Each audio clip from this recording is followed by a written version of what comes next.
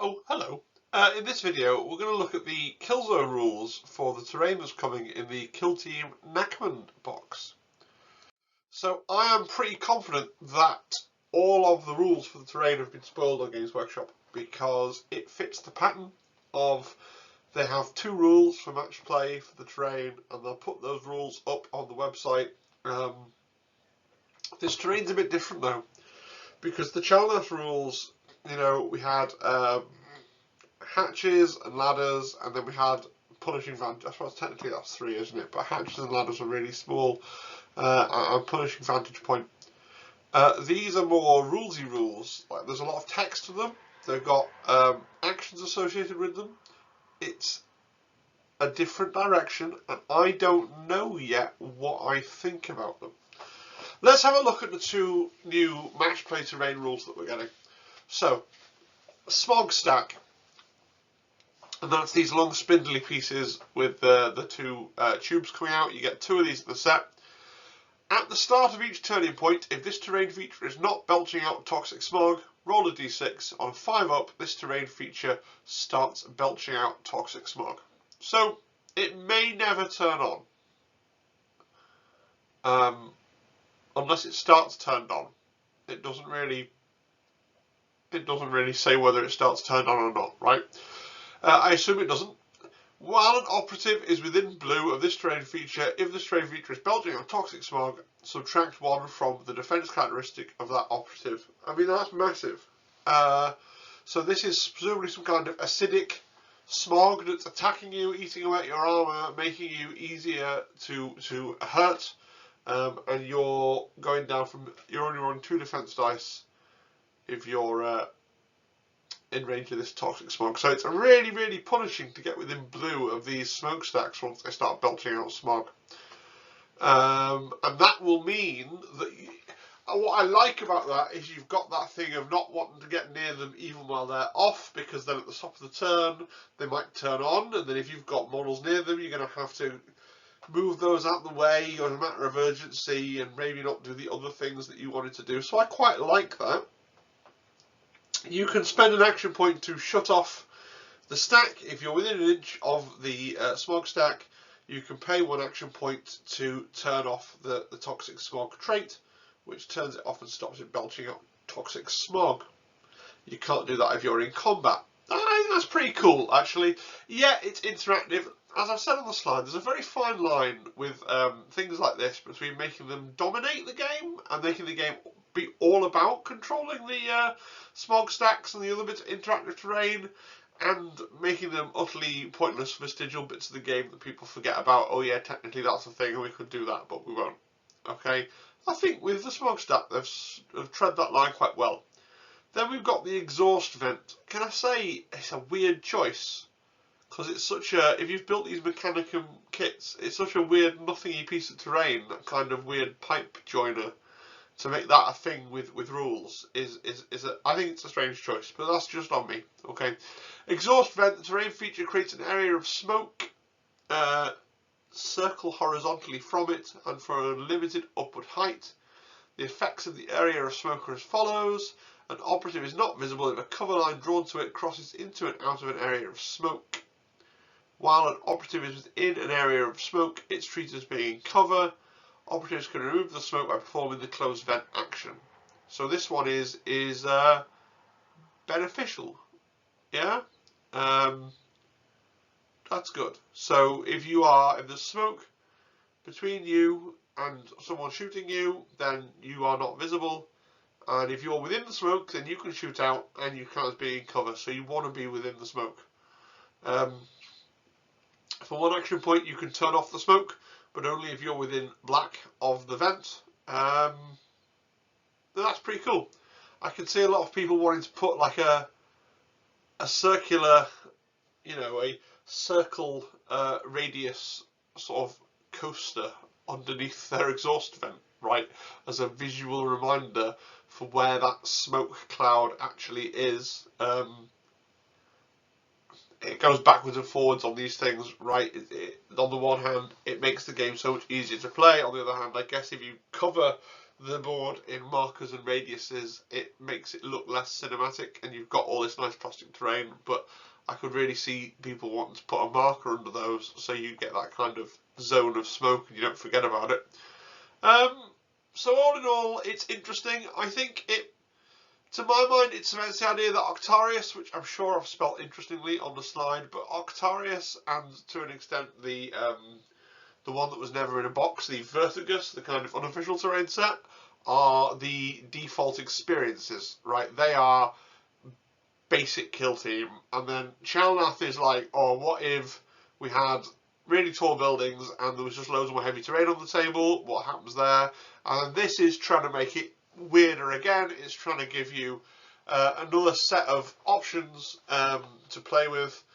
I think it'll be really interesting from my previous video where I was looking at the Warhammer, the tournament they're running in Nottingham at the weekend.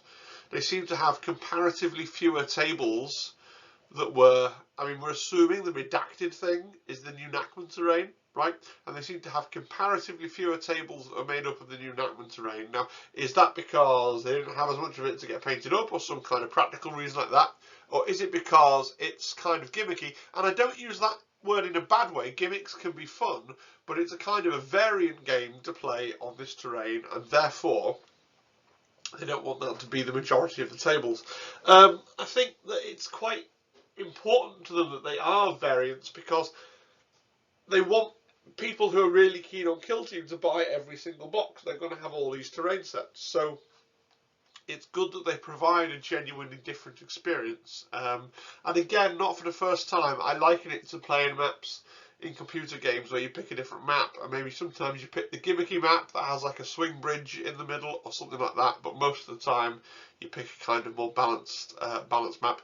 So that's my read on that. I just wanted to touch on the other rules that are in the Warcom article. These are all narrative rules. When I first opened the page, I was overwhelmed by the amount of rules that they've given us. I'm like, what? Why have we got all these rules to think about?